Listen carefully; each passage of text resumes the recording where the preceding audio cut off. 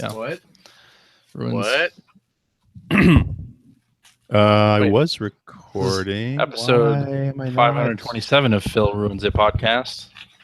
That's what Damn. I That is harsh. do. I'm recording. I'm recording Let too. me get my Audacity. You have the audacity to run Audacity. I do. Okay. There we go. Cha-cha-cha. Johnny loves chachi. Johnny loves chachi. Sibilance. There we go. There you go. Yeah. All right. So the Doing way so. I figure it, Yeah. the only way to save our country right now Mm-hmm. is to re-release Rocky IV in theaters, get everyone riled up against the Russians, and then we will, all the newfound patriotism will cause people to protest the government to really dive into whatever is going on. Or I think we should just do Metal Gear Solid 2 Back in My Play episode. Amen to that. There you go. Fucking A. I don't know. I'm just saying Rocky IV can save us. Again. Rocky V. Rocky 5. Adrian's Revenge. Yeah, Phil knew. I knew what was going on there. Adrian's Revenge. Uh-huh. Just Super Saiyan. I love Rocky how V. every time Adrian's you Revenge. tweet, you go live, that it tweets it out in Spanish first. Or that's not Spanish. It's Yeah. French. I have no idea why it does that. Or how God, it is too. Is that Portuguese or that looks like Portuguese? Portuguese? Alex. Yeah. Why is it tweeting in Portuguese? That's You awesome. may not don't know know. this, Kevin. Most of our audience lives in Brazil. It's Tapping like in. Is that why you get all those Sega fans, all those We're the- tech I was guys? gonna say that's the We're the Mega Drive's a master big deal. we're the master system of podcasts. right. Oh man. Good times, good times. Hello and welcome to episode 527 of the Player One Podcast for Tuesday, December 13th, 2016. I'm your host, Chris Johnson. With me, as always, it's beginning to look a lot like Christmas in Canada, Mr. Greg Seward. We're supposed to have 20 centimeters of snow tomorrow. Ooh. So what's that in inches? I don't know. All right, then. Is that like 2 inches, 3 I inches? think it's like 2.2 centimeters per inch. Something like that. Okay. That's what she said. Hey, and joining me from the great state of California, a man who is focusing more on his eBay sales than this podcast, Mr. Phil Theobald. Have a holly jolly Christmas. It's the best time of the year. Mm-hmm. That's not actually our Christmas song. We're going to do that later, right? We have to do that this week. We're going to do that this week? We have Big- to. We can't. Box full of eBay sales right here. Next week is our last episode before Christmas. Oh, you're right. Okay. Can you We believe can do someone it. wanted a copy of Color a Dinosaur? And let's be fair. Well, yeah, I can believe that. Was Yeah. it Tommy Tallarico? Did Tommy Tallarico buy it? It might have been. I have to check the shipping address. Is it going to Care of Video Games Live? Oh, I hear a new segment coming up on that. Not to give away my secrets, but I forged Tallarico's signature on the cartridge to boost my sales by another $7-8. Nice. Yeah. Oh, good. And joining us this week, special holiday guest, Mr. Kevin Larrabee from Back in My Play and the Fitcast Network. Hello. Hey, guys. How's it going? Great. Going good. You guys How's are that? so pumped to talk about video games. I'm so excited. I've been worse. Yeah. I like December. games. It's I'm December. just girding myself for the coming discussion. December, when no games come out and there's nothing to play. But there's everything. There's so much. I know there's tons. Let's get into it. games. Yeah. So many games. So, hey, Greg, thanks for hosting last week. Sure. Thanks No for problem. doing that show. Screwing up the editing. I mean, it was a good a bit show. late. Well, it's understandable. It's a big job, isn't it? Well, I mean, the way I edit, it's a big job. I know you don't even listen to it before you send it. I actually listen to the whole thing because, Phil's typing and Ethan. the whole time. So Yeah. Phil typing is the worst of it, though. it is. Oh You my think god, so? it's like an earthquake every time Phil decides. Well, You can always tell. You can always tell the exact moment when Phil has literally reached his attention span breaking point. Yeah. Because then it's just like an earthquake after everything he says. there's Oh, only, that's funny. there's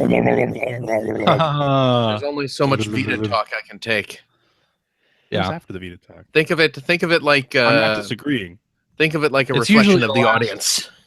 The last quarter of the Yeah. show is all Phil's track is all typing noises. Yeah. That's a pretty good experience there. It's a little peek behind the curtain, folks. That's right. So hey, I'm back from PlayStation Experience. That It was was like quite a my arm lineup they tired. showed there. Yeah, they did. Last of Us 2, Last of Us Part 2. Yeah. I'm sorry. Part 2. Uncharted: The Lost Legacy. Very exciting. I have to say, I'm a little confused by the Secret of the Ooze subtitle. For Last of Us Part 2. I think it'll all make sense. Yeah. Okay, Yeah. It will. We'll And find out. my favorite part of the show, Yeah. the NAC 2 announcement. That was my favorite because I don't know if you could hear it through the live stream, but they said that here's a sequel coming from Japan Studios, and the lights like went down. Japan Studios logo comes up. They show like a little bit of NAC's particles forming into one, and you hear this like beginning cheer, and then when NAC actually appears on screen, it just immediately dropped to nothing. Dropped to nothing. It was so. Everyone went soft. What did everyone think it was going to be for that split second? I don't know. But I was sitting next to a coworker, and I said, "Oh yeah, NAC 2," and it was, and I was so happy, so happy. I mean, I liked NAC. I know a lot of people didn't like it. Whatever. NAC hate is it. It was way NAC too is long. It was way too long. Yeah. It's the PS4's sneakers, is what that is. No, Sneakers is way worse. No, see, NAC made sense because it was, I think as a launch game, it wasn't bad. Yeah. I would say it's more like what was that Rare game that came out on Grabbed the by the 360? ghoulies? No, on the 360. Cameo? Cameo. That's Yeah, what it is. It was the Mhm. PS4's Cameo. Yeah, Okay. I'd say you're That's right. something you You're go right. back and play again, but something to play when the system's launched. Okay. Okay. Something for the kids, especially. Something that doesn't need a sequel. Yeah. Well. Do I have good news for you, Greg? Yes, indeed. But PlayStation Experience is probably my favorite show of the year because everybody who goes there Gets a free PS4 Pro. knows how to use a DualShock. So if you're exhibiting games, you don't have to tell people what the L2, R2, R3, etc. buttons are. They know. So it's not like Penny Arcade Expo where it's all different people. And everybody's super nice. The floor of the show is actually kind of quiet. Impeccably clean. Impeccably clean, yes. Hmm. And the people are super nice, and it's absolutely fantastic. And of course, you guys having been to multiple E3s, like during the press conference, they have a cheering section that's all company employees. You remember that, Yeah. I'm sure. Of course. But at PlayStation Experience, this is maybe the only time that I've had this happen where the entire audience cheers. No, they are I disagree so with that because excited. you've been to Nintendo E3 conferences, and they were Yeah. all That's like true. that. Yeah. That was like the only company that didn't need a cheering section. I guess the Twilight Say, Princess. "This year we're not going to bring out anything. Especially the Twilight Princess reveal was Yeah. big. Yeah, That Yes. was huge. Yeah. But yeah, it's just a really, really exciting, energetic show. And of course, I bring my 3DS to get a lot of street passes. Of course. So why else would you go? It Why works else would you out. go to the PlayStation experience? That's right. If not for street passes. That's right. Yep. Yeah, Adult Swim Games had 4 games at PlayStation Experience: Battleship Name 'em. Brigade, Death's Gambit, Mhm. Rain World, Raise the Dead. Yeah. That's in order of your preference. No, it's absolutely not true. That's like the order of the booths as you go down the line. Or Oh, that's the order of the kiosks. very, very Nice save there. See, There you go. very nice. What's on that shirt you're wearing today? That's a Splatoon shirt, JCPenney special. Oh, seriously? Yeah. You got that at JCPenney's, did you? I did. Wow. They had like an online Black Friday sale. It was like $8. How could I Wow. turn that down?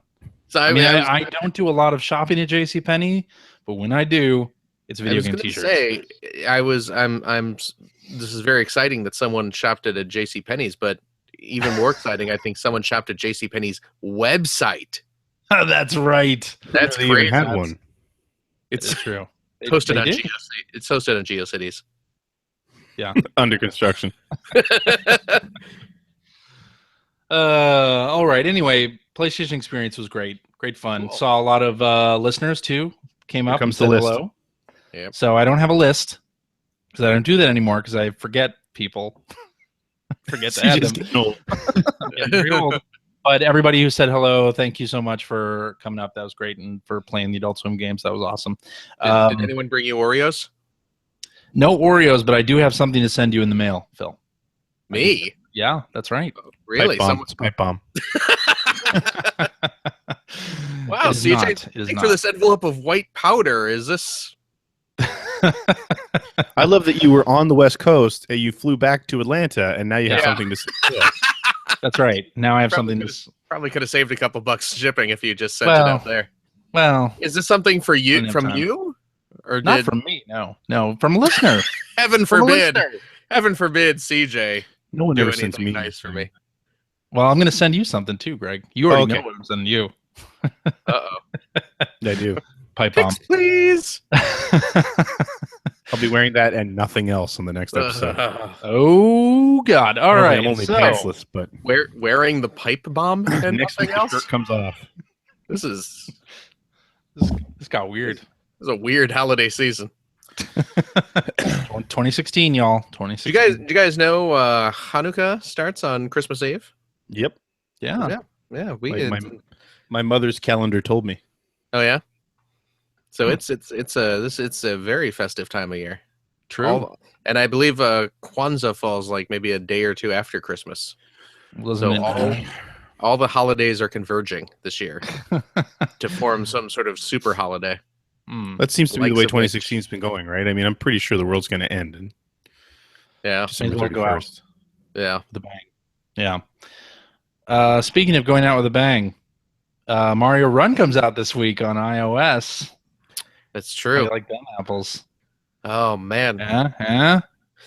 I think it's fantastic that Nintendo has finally stepped into not just the mobile play space, but has done so in a way where they are acknowledging the importance of spend capping. Oh God. Ethan's not even here. Why?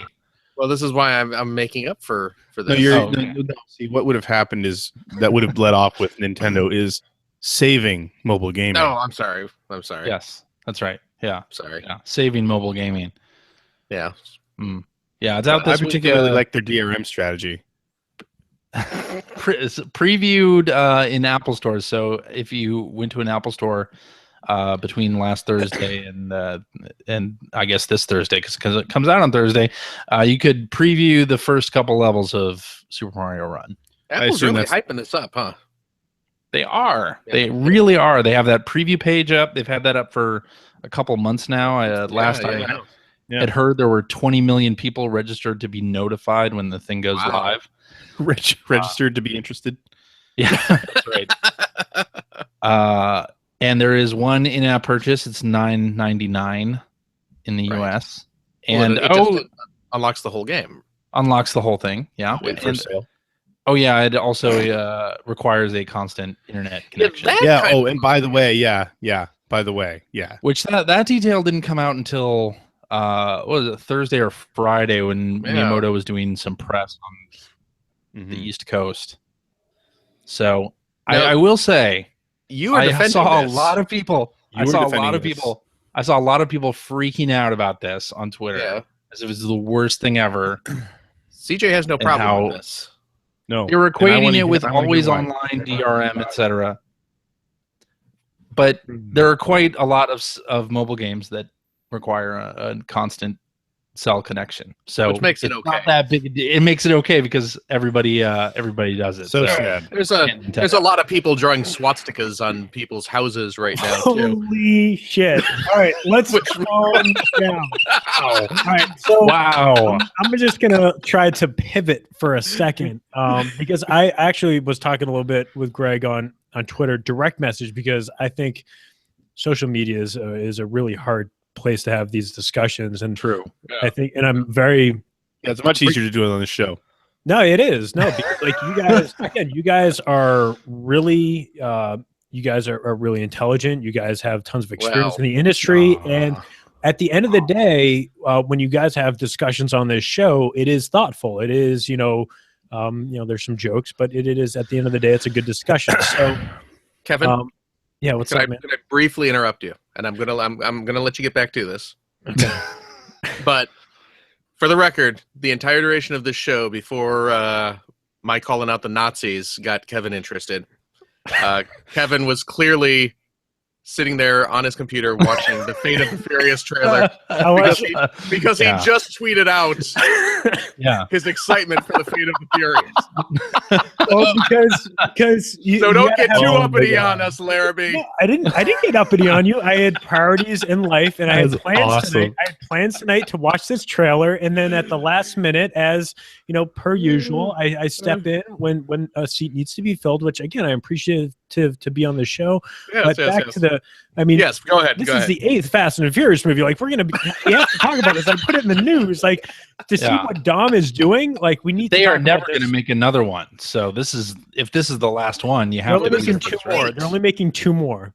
Are they actually? More. Well, you guys, if it becomes like it's like no, they're not going to make any more Star Wars movies. Of course, they're going to. They make. Well, I've not. I thought maybe people might have been signed up for sequels. I don't follow. I'm sure we'll have the seriously everybody on those movies. What else do they work on? Okay, so talking about cartoons. Yeah, Mario Run.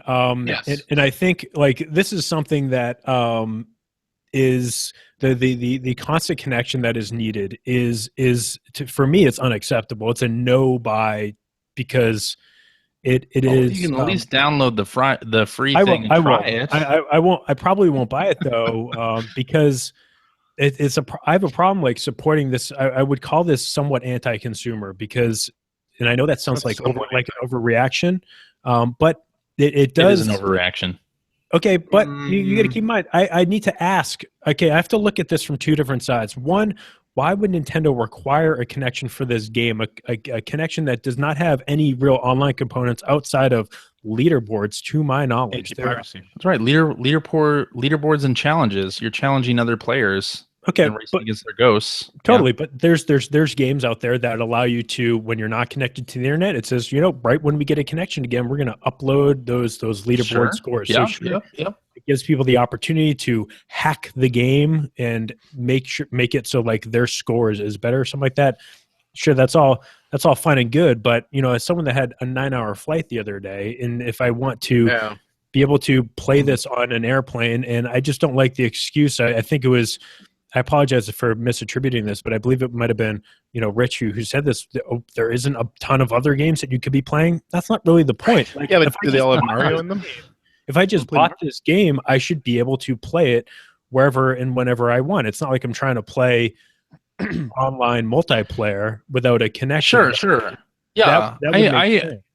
Can totally see that, and I also see the point that a lot of kids who have devices don't have internet connections all the time because they don't have a cellular plan on their device, whatever. I totally disabled the internet altogether on like an old iPhone or an iPod Touch. And I totally understand that. I don't think this is as big a deal as some people are making it out to be. In part because it is so common in mobile gaming. It's not for single player games that don't require an online connection for multiplayer. It's not common in the games that you play or that Seward plays or that Phil plays because you're not like big into mobile games. But it is not that uncommon. What kind of games is it common in? Like what? Are you talking like Clash of Clans? Are you talking like Game of War? Those are different kinds of games. Those are multiplayer games. Okay, let me ask you that, DJ. Yeah. I'm going to ask the hard question. Ask it. Do any Adult Swim games require online constant? No. What a consumer-friendly company you are. Very nice. That seems like a very smart thing to do. Yeah. I do think it's a mistake. I think they should have some kind of online functionality, even if it's just a simple level or whatever. Or if they want to hold your scores to upload later, I think that's fine. That can be patched in. So let's see what the reaction is. You're so willing. Oh my God, you're so willing to look at the silver lining, no matter whether it exists or not. Anytime. I just don't see it as crazy of a downside as everybody else. I think the problem. I disagree. I think the problem for me is someone that was really interested in this game to the point where I recently went back to an iPhone after a little bit of an Android trial for a couple months, but I went back to Apple. Yeah, and the thing is, it's another disappointing thing that Nintendo has done recently that makes absolutely no. I'm serious. It makes no sense. This is like when you put this side by side with Mario Maker 3DS, with its lack of online features. For really, there's no justification outside of they just didn't do it. They didn't put the work into it, or they didn't think that it was going to be worth the effort to do it. Sure, they wanted it out for Christmas. Sure. Exactly. But there is no reason for Nintendo to do this outside of being a scared company worried about DRM. And even that sounds illogical. So I have a problem with people defending this because there's no good justification for it. There really isn't outside of, other companies do it. But this is, God, we should be able to trust Nintendo to do this right. This is why Ethan was so excited. It's like Nintendo's going to do it right. Totally. They were going to do it right. And when they do stuff like this, like, well, I guess there goes the faith. Like, what's going to happen for the next Zelda game? Am I going to have an online connection for that if they bring Zelda to the iPhone? And if I want to explore the world, I can't do it on a plane? Like, this, it's just disappointing is the best way I could put it. Yeah. Okay. I think... Go ahead, Phil. Oh, okay. Okay, I'll go ahead. I just think back to, I drive to work now, so most of my commute time is spent playing the 3DS instead of mobile gaming. But back when I was while you're driving, well, you can just hold the 3DS right on the steering wheel. Keep hitting fight, yeah. But when I was working at the magazine and I was taking the train into work every day, I was on a train for like an hour and a half. Each way there and back.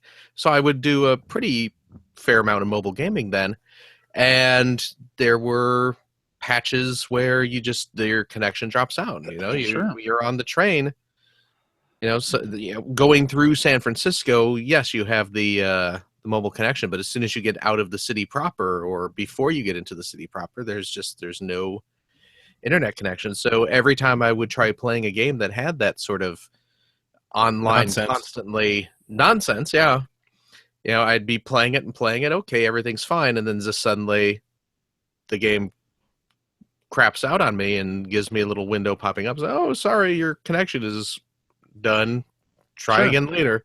And that was just a pain, and it made me stop playing those games because if I can't play these games when they're meant to be played, like while you're commuting, what's the point if I'm only intermittently allowed to play them? So the other thing is too, like what Kevin was saying about people like I'm annoyed at people defending this too, and CJ, I was annoyed at you on Twitter about it.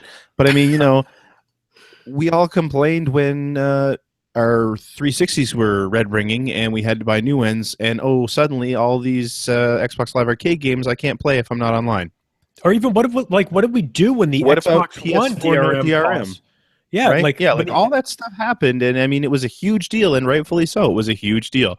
And yes, I realize these are mobile devices, but to what both of you guys said earlier, and I mean, CJ, I know you have numbers on all this stuff because this is your job, but right. I mean, Mario is marketed, aimed. It is a kids game. Not that Sure. adults don't play it. It's a kids game. And we all know when it comes to mobile devices that a lot of kids are using hand-me-down devices. Yeah. And they don't necessarily have a cell connection, or, you know, they might have Wi-Fi. I mean, I when we're home, yes, my kids have Wi-Fi on their devices. But like if we're on a car trip, no, of course they don't have a cell plan. That's insane. Right. I already spend over Yeah. $100 a month for my cell plan. You know, like. Well, I'm the not other using thing to it for consider this.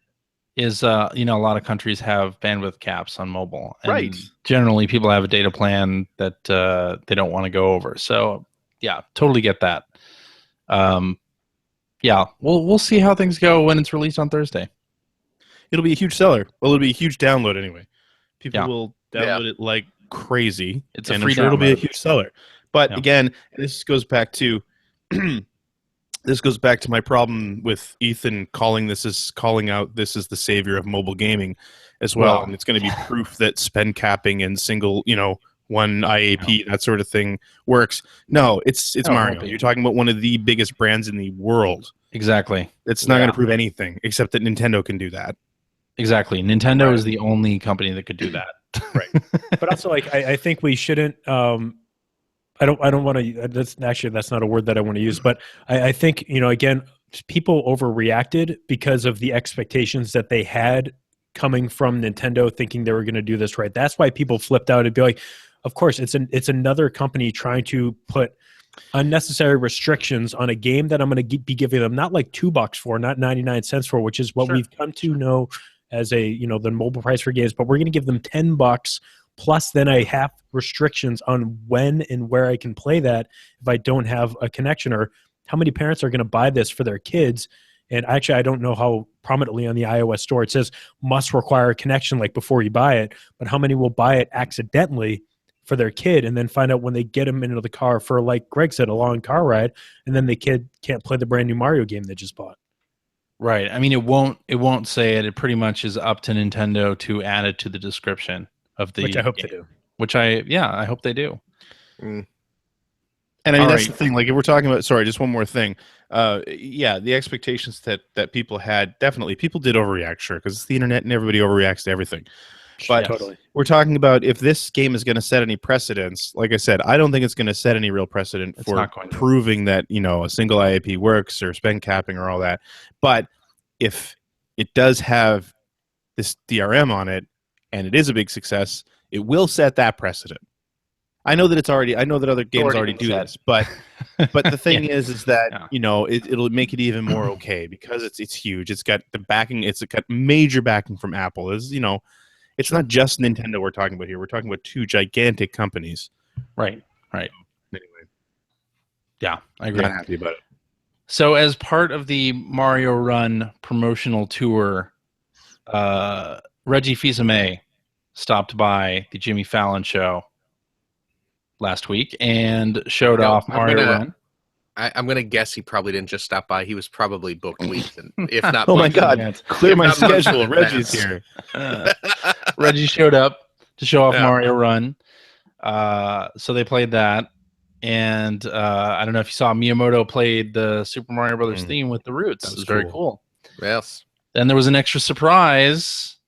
Reggie had brought along a Switch running Breath of the Wild and played a little bit of that live on television. Yes. What do you think? I think Jimmy Fallon reacts a little too excitedly about just about He's- anything. He's extremely excited. Yeah. I think it works You see the- really well for a show, though. I mean, I thought I would rather have that than have, you know, Conan does a really different thing with video games and stuff like that. But Right. I'd rather have him be really excited and positive about it than just making fun of games Oh, sure. and gamers from time to time. So, Well, that was only the Final Fantasy 15 one, right? you know, Conan's been doing it for 15 Yeah, years. I mean, I'm sure he's going to line up, you know, with the Star Wars people this week and do the But the same thing. worst of it was Final Fantasy 15, right? I didn't see it. Yeah, I don't know. I skipped that one. Yeah. But it was cool to see him play at the Roots. Yeah. Yeah. Yeah. Absolutely. And then It's he real.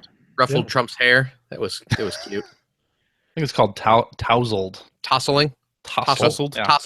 Tussled. Tousled. Never heard Tousled. anyone say that. Well, something like that. Wow. All right.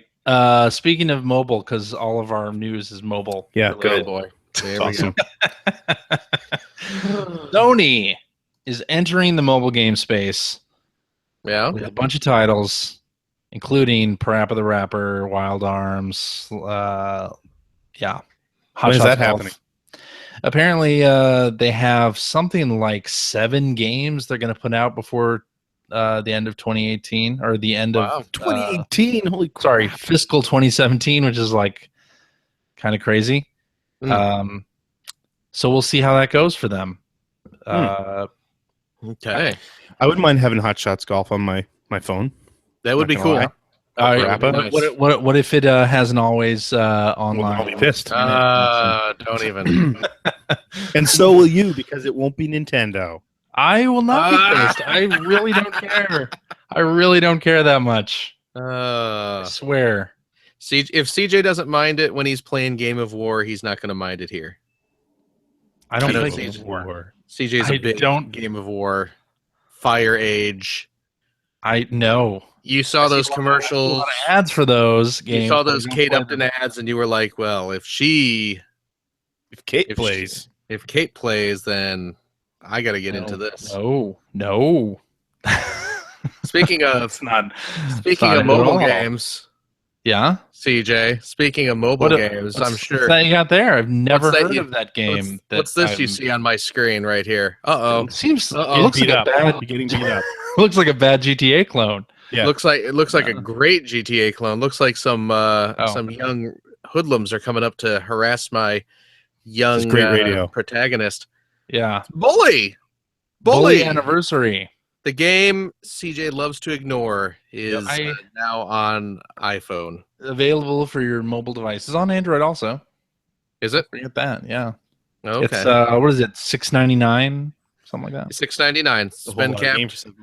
Spend capped at $7. And That is a whole lot of game.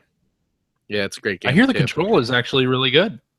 You know what? I'm playing it right now, But- and yeah, it actually works pretty darn well. So Cool. yeah, Maybe we should do a. Oh, stop. Kind of- Stop. Do what, CJ? Doing what? Maybe we should do some kind of segment. You know what else I noticed? Yeah. What? You know, talking about the bully on iPhone. You know what else I discovered is on iPhone this week? What's that? Why? My favorite old Commodore 64 game, School Days. School There you go. Days is on. There's a Nice. ZX Spectrum emulator available for iPhone, and you can get School Days. Very Is it nice. as good as the Commodore 64 version? But it doesn't control as well as Bully does on the iPhone. I'll say that I'm not really much. sure that answered my question, but okay. Maybe it has an always-on internet connection that you don't know It's- about. That could be the problem. I know those Specky games were notorious 14.4 modem, man. Oh, Keep that for thing plugged in. requiring always online. Yeah, True. yeah. Yeah. Mm-hmm. So Hey, while we're talking about mobile games, oh, Adult Swim. jeez, Louise. God, really? Amateur Surgeon 4, go download it. All right. We're done with that. Wait, Amateur Let's- Surgeon 4? Yeah, came out. Finally, the fourth one. I can start playing this series. I know, exactly. Start you know, there. You know me. I love starting with episode 4. It's a Finish the perfect fight. perfect entry to the series. All right. Should we get into what we've been playing? I think we should. Couldn't get any worse. I think we should start with Kevin. Guys, of course you brought me on to make sure we have a strong Vita segment for this week. Yes, of course. So- I'll bring it, but I will say, Greg, what you should not be playing is Hot Shots Golf, but instead, currently available on iOS and Android is Neo Turf Masters for $3.49. That's a much better golf game. Don't I have that on my Neo Geo X? Yeah, but that's not your phone, so that's why I mentioned it. True. So anyways, on the PlayStation Vita, of course, I'm playing the brand new hot sequel to Steins Gate, titled Steins Gate Zero, of course. All that makes me think is the people who make Steins Gate don't know how to count. No, actually, what it means is that you probably don't know the backstory of Steins Gate Zero and what the story is all about. So I'm going to try to help you out with that, Greg, in case you want to get into the series. So Steins Gate Zero, which is available not just on PlayStation Vita, but also PlayStation 4 this time around, is somewhat of a continuation from the original Steins Gate, the visual novel that is, of course, a fantastic time travel story, which I talked about, I think like 3 or 4 months ago, maybe even longer than that. And I was really anticipating this game because it's one of the best time travel stories you will ever get to experience, whether it be on a video game form, film, book, or television screen. So Steins Gate Zero takes what is, I guess, a potential ending to the original Steins Gate and allows you to, I guess they decided to branch off of one of what could be a potential ending. So Steins Gate ends. You have a ending, but this, in Steins Gate Zero, they decide to pretend like that ending did not happen, and instead you kind of go on a different world line. So I don't want to spoil the original Steins Gate because it's absolutely worth playing, but the thing that I wanted to mention is that the production values are even better than the previous game. You got fully Japanese voiced characters with English subtitles. It is a little bit more Japanese crazy than I tend to like. It's kind of creepy from time to time, like some Japanese games can be, especially visual novels. But at the core of it is still a really interesting and fascinating story that involves I guess I could say that it involves artificial intelligence in a way, but still time travel at the same time. And it is just a really brilliant way to continue the story from the original Steins Gate. So all I can say is that if you liked the original, or even want to just go through the anime that you can buy on Blu-ray or watch online, and then go into this, I think you'll have a really great experience. This is probably what I'm going to be putting most of my time in over the next couple of weeks. And luckily, I had a long flight because Steins Gate Zero does not require an always online connection. So I was able to continue to read that fantastic story even without the access to the internet. So that's Steins Gate Zero, and maybe one of the best box arts. Just a crazy, awesome Japanese box art, and it's nice to see that. For Ethan's sake, they're still making physical Vita games. So Ethan buys the games, I play the games.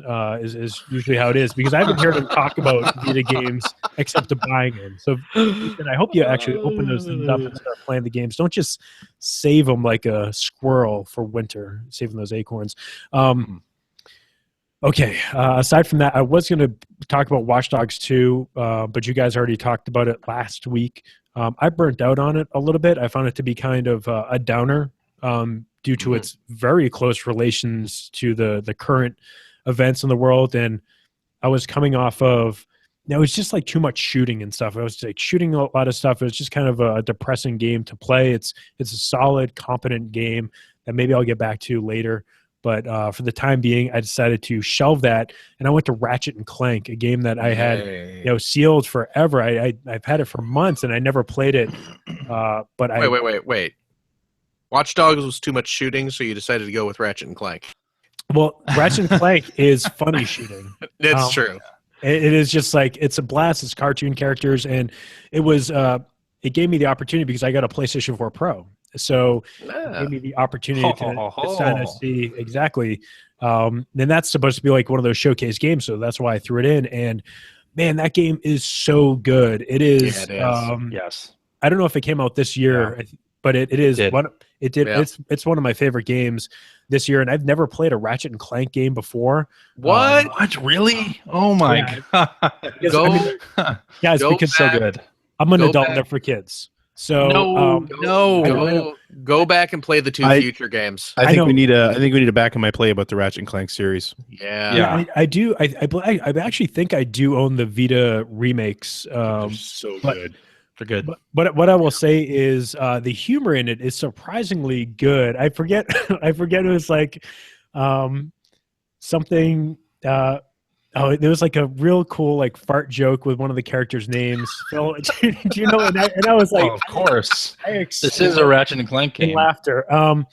Oh my God, I'll try to look up the name later, and I'll I used just to- mention it randomly in the show. But in the future games there, I would always have Mr. Zircon. Oh, yeah. because he's had some great lines. Yes.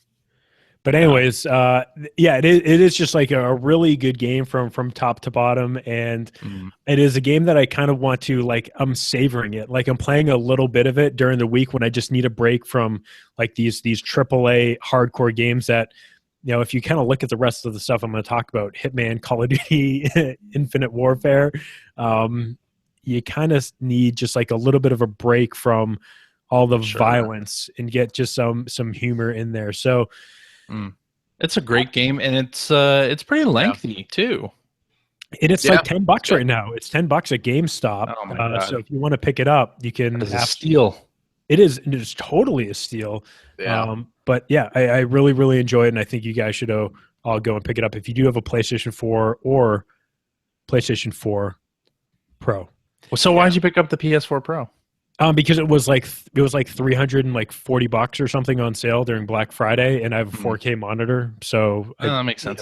Yeah, I was like, might as well. And it was like I recently upgraded my PC, so I have like a 1070 in my PC as well, and it's really if I didn't build a PC and I didn't do video editing, I think the PS4 Pro is a really good alternative for people that want that like PC quality graphics if the developers continue to tap into the power correctly, because the problem right now is that some developers are not, even the games that are coming out right now, some of those games actually don't run that much better on PS4 Pro unless they actually put in the legwork to do it. So I hope those companies continue to find the motivation to do it, and Sony gives them the incentive to do it as well by doing some cross promotion or whatever. Say, like, hey, these are the games that are now available as like PS4 Pro updates and stuff like that. Yeah, but that's again, it's if you can get it for $350, I mean, why would you get that instead of a regular PS4 Slim? It's just future proof and bigger hard drive and all that stuff. It is loud as hell though compared to the PS4. It's like Xbox 360 launch loud. It is. It's quite a thing. So, again, aside from that, I've been playing Hitman. I've been playing that on PC. Have you guys been playing any Hitman?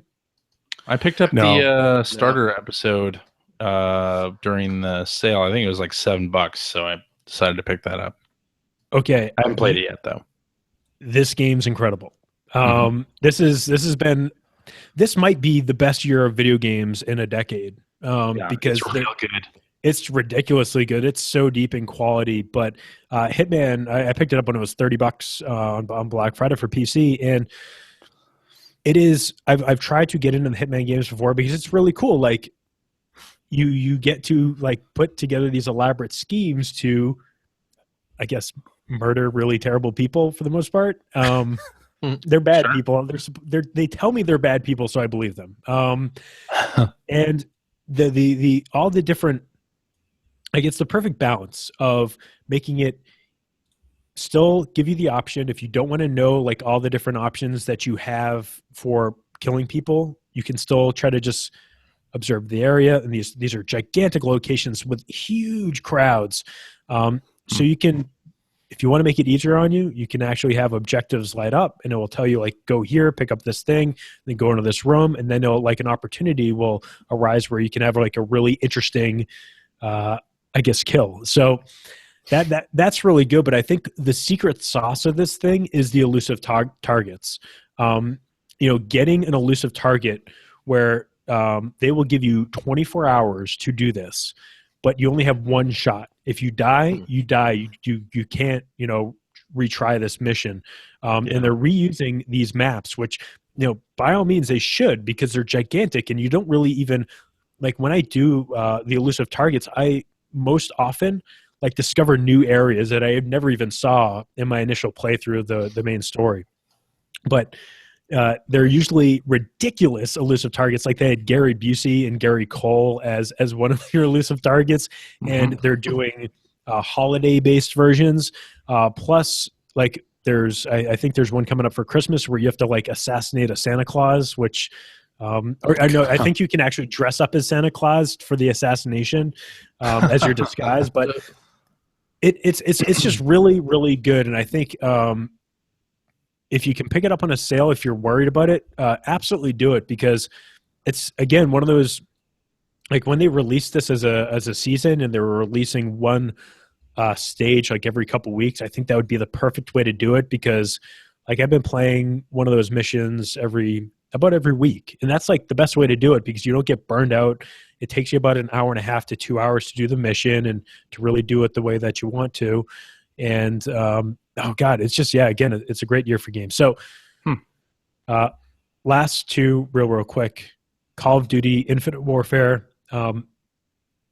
Probably, I'm so interested in this, just to, if I like, I'm totally want to buy it for $20 just to play the campaign. That's right. Yeah. I got it for $25 on Black Friday because, newsflash, Call of Duty games are not selling super well right now. But that campaign is so awesome. It's so badass, off the rails, just ridiculous. The space flight combat is so much fun. And it actually, like, I don't know why, but it reminded me, like, you know what we really need right now is another Crimson Skies game. Like, so bad. Like, Crimson Skies on Xbox One or PC, what they could do with that, because of, like, that is really fun and interesting and challenging flight combat, but it's not so difficult. Like, it's not like the older Ace Combat games, like Ace Combat 2, which was just like ridiculous. Like, it was super difficult to play. It's just fun. It is the kind of crazy, fun, over-the-top action that I love. Plus, it mixes in, like, the world of Battlestar Galactica a little bit with FTL drives, needing to spool up the FTL drives and, like, putting yourselves in positions where, like, you just, like, have just enough time to spool up that FTL drive and, like, make that jump, and then you have, like, spaceships jumping in from nowhere and, like, going into battles. Like, that was what I loved about Battlestar Galactica, not so much the last season. So you should totally pick it up. I mean, again, it is Call of Duty. Like, it's left trigger, right trigger. It's, you bunch of grenades, bunch of guns. You're going to go on missions, but the missions are also seamless. Like, you never, like, you'll sometimes see a cutscene, but you never, like, there's no, like, it takes place in one day. So you are always, on the deck, you get a mission, you walk into the elevator, you go down to your ship, or you go down to the barracks, you get your guns, you get onto your ship, you take your ship, you actually fly it out onto the planet, you get off, you kill a bunch of dudes, you get on your ship, you actually need to go back through the atmosphere and you control it, like, back onto your spaceship. You have to dock into your spaceship, you get off, you go back to the deck, and, like, you pick your next mission. And it's like Hitman. It's like, I really hope a lot of people check this out and not miss it, because it's just another Call of Duty game. Like, with this and Titanfall 2, it's been a hell of a year for great futuristic first-person shooters. So, totally. Yeah, that's that. And the last thing I just want to mention, because I'm sure some people might care about it, I did get one of those Famicom minis from Japan finally, and it has some hot exclusive titles, such as Famicom version of The Legend of Zelda, The Legend of Zelda 2, Castlevania, and a couple other cool games like Sumo Wrestling and River City Ransom. Yeah. Wish River City was on the US one. Right. Yeah. There's definitely an omission from the NES version, but I think the big thing is the controllers, for better or worse. Like, it's still microscopic. They are. I don't know what's a good comparison, but, like, maybe like a PlayStation Vita would be. Is that a good comparison? Like, it's like smaller than. It's the length of it is almost the height of the PlayStation Vita. It's just a little. No, bit it more is. Yeah, it's crazy. But the thing is that it at least comes with two controllers, so you can actually play with people together, because it's still impossible to get a controller for an NES Classic Edition, let alone I've still NES found it Classic impossible to get an NES Classic Edition. I know, but the controllers are even harder to get. Like, the controllers are going for like $70. They're going for more than the freaking console. Oh, shut up, CJ. But I don't care. I have a Famicom Mini, and the only thing that people do need to worry about is the D-pad is so small that if you push hard on it, your thumb fat will go in between like the divots of the D-pad, causing What? Know what I'm saying? Like if your thumb fat goes over the edges of the D-pad, like it is going to cause premature. Whoa. Yeah. No, like premature, like what are those Happens to things the best of called us. when you use? No, I mean, I know blisters. River City Ransom is a good game, but man, I don't know if it's that good. No, it's pretty good. Kevin, don't press that hard on the Yeah. controller. No, Yeah, you it's guys don't not- get it. it's When you not- push hard, you go not faster pressure and sensitive. farther. No. it is. You guys don't know how to Kevin, push. it's And been when you move scientifically your- proven that you have Okay. to move your hands to go faster. Yeah. and I'm going farther. to forward you guys to the historic document, The Wizard, and watch Bo Bridges play Teenage Mutant Ninja Turtles. When he moves his arms, he goes farther. Like it's documented. That's Nintendo produced. Like they okayed that. No, that's just powers that Bo Bridges has. And that's one of our Yeah. finest actors ever. American treasure, Bo Bridges. Yeah. Anyway, sorry. Like, yeah, I mean, I've been obviously playing a lot of games, and games are really good right now. So we should all be wishing we had more time, I guess. All right. So you can't plug in any extra controllers to the Famicom Mini? Like you can't use the Wii Classic controller if you want to. Correct. But the other cool thing about it is that if you open it up, it actually has like connectors for the controllers themselves. So you can actually remove the connectors if you open it up and replace them. I guess if your controller went bad, but it is it's still a good package, and it's cheaper than the NES Classic Edition. So if you do want to get access to those specific And games, you can actually buy them. Yeah, certainly cheaper right now. Yeah. No, I don't know if you actually saw the numbers, but they Chris Kohler put up the numbers earlier today, and they sold like 350,000 units in Japan. Yeah. In the first day. Mm. Like that is insane. That's insane. Like that's crazy. It's like they're gonna make so much money off this in the Super Nintendo version, and like seeing that Game Boy version, like that is awesome. No brainer. Yeah. Totally. Alrighty. Phil. What about it?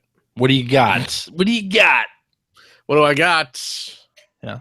Well, I'll tell you this real quick. I did get this week a new faceplate. Actually, just showed up today. New faceplate for my new Nintendo 3DS. I got the Pixel Pokemon one.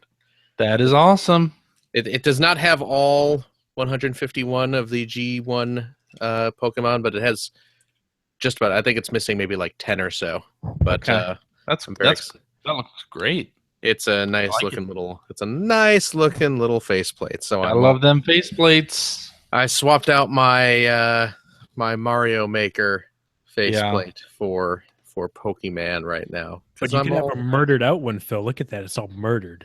Yeah, that's. Is that one of those Black Friday 3DSs? It is. It's one of those sick. Look at that! Yeah, I like that. Yeah, and I will say for all the junk we talked about Nintendo today, I do need to give them a little bit of a hats off because it took literally 5 minutes on the phone to get no questions asked, my network, Nintendo Network ID, and every single purchase, which was hard as hell before, every single purchase ever on that ID on this 3DS, no questions asked. They didn't ask me if it was stolen, so at least they're getting better with that. No good. Pretty nice. Yeah, not bad at all. The only game I've really had a chance to oh, you know what? That's not true. I picked up Demon's Crest on the Virtual Console. New 3DS Virtual Console, which Demon's Crest is an awesome game. And like a $200 cart, so it's a hell of a deal on Virtual Console. Yes, it is. Now I have the cartridge. I could play that if I wanted to. But to be able to play it on the go, it's a nice deal, especially for what the $7-8 that they charge for it. No online connection needed to play that on the go. Not at all. It's Boom. right there, there. Apparently, it happens a lot, so I just want to make sure. Yeah. Phil, have you talked extensively about your somewhat of a video game purge? I talked a little bit about it last week. Yeah, Sorry, about how I'm. I haven't caught up yet.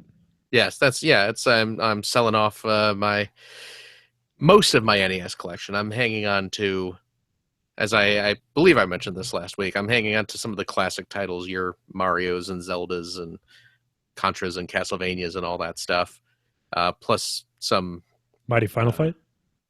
Oh yeah, no, Mighty Final Fight's not going anywhere. Jeez Louise. No.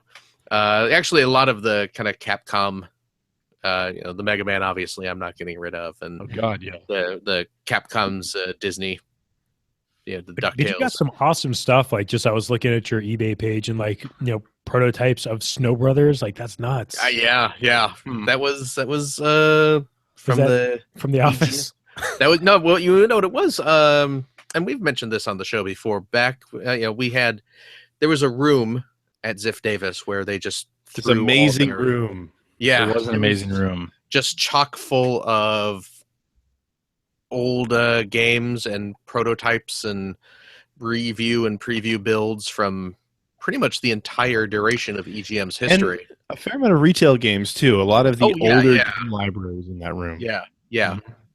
And when Ziff Davis was moving their the games magazines from Chicago to San Francisco, they didn't want to pay to move what they considered to be kind of worthless junk.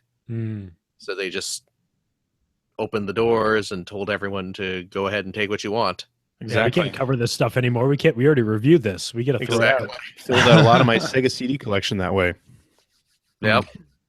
Yeah. So It seems like most of the former staff of EGM it started massive game collections through that closet. through that purge. Yeah. No, the big shame too. I mean, that was awesome, and it was actually because they could have gone about it and just not told anybody, Right. And God knows where that stuff would have ended up. Oh, the dumpster. Trash. Yeah, it would have been a landfill. But the real shame is there was another great room that had every single issue of EGM in it. Yes. Yep. That did not make the trip, and that is a true shame. Frank Well, not Cifaldi's got you covered. He's got all that stuff. I know, but it's It wasn't just EGM too. It was all it of was it. everything that It they had was- ever it was- published. All the EGMs, all the Like EGM buyer's guides, Yep, all everything the was there. buyer's guides, all the Dude. official PlayStation magazines, all the expert gamers, every even the weird little one-off like Pocket EGM, games. EGM 3D and I've been going through those because some of those are on archive.org and some people have made comic book file things for those, and it's CBTs. and it's been an absolute blast reading some of your guys' old stuff. It is so cool. Terrible. No, it's not. Terrible. It's actually really cool to see I don't know, it would have been 10 years ago, 12 years ago, and just to see the enthusiasm and just it's a cool. I mean, you guys have that time machine. It's like with this podcast, you're going to have a time machine for your kids to listen to you from 2005. That's awesome. Yeah. 2006, and True. same thing with your writing. It's awesome.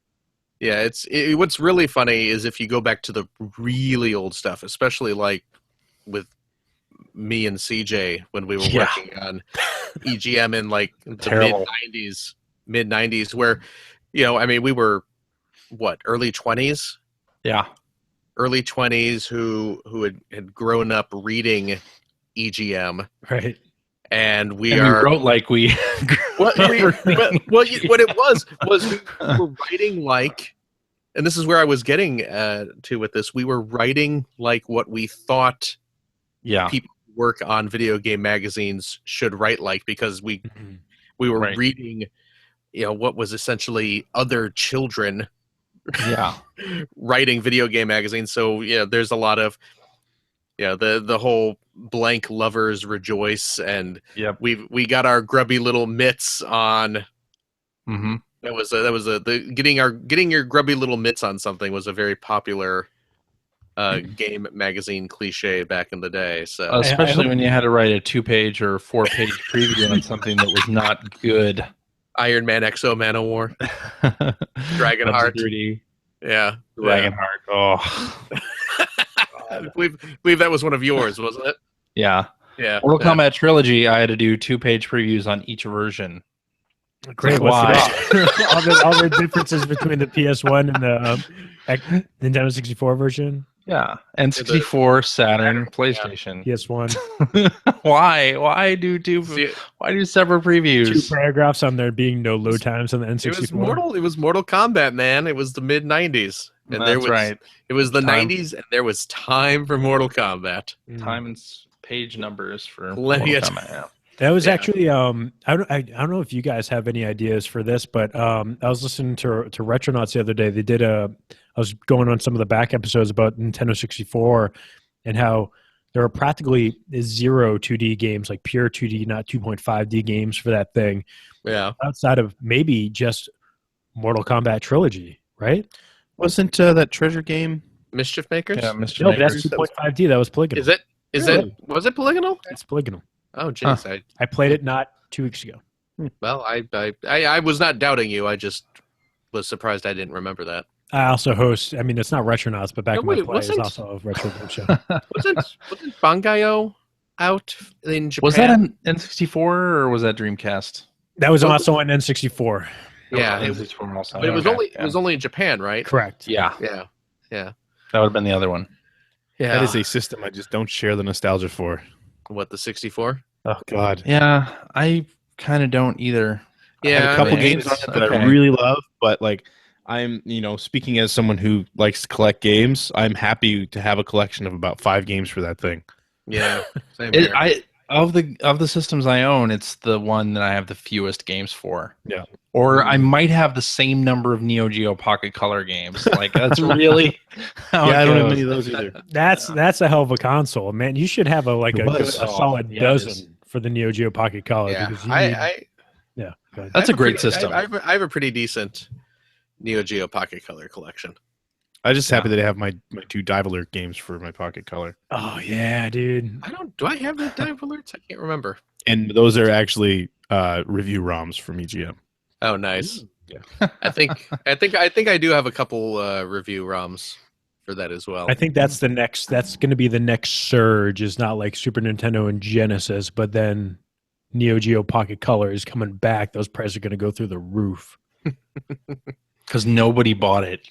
No, exactly. bought it. Hey, I'll be excited because hopefully my Pac-Man with the little collar you could put on the Yes. control stick will be Yeah. worth something. Yeah, got Mike. that. Mike is like stocking up on those for the apocalypse. Those That's such a great little thing. Yep. Like, yeah. So if anybody who doesn't know, like the Neo Geo Pocket Color had a little sort of almost like the 3DS does the disc that was like that was your controller.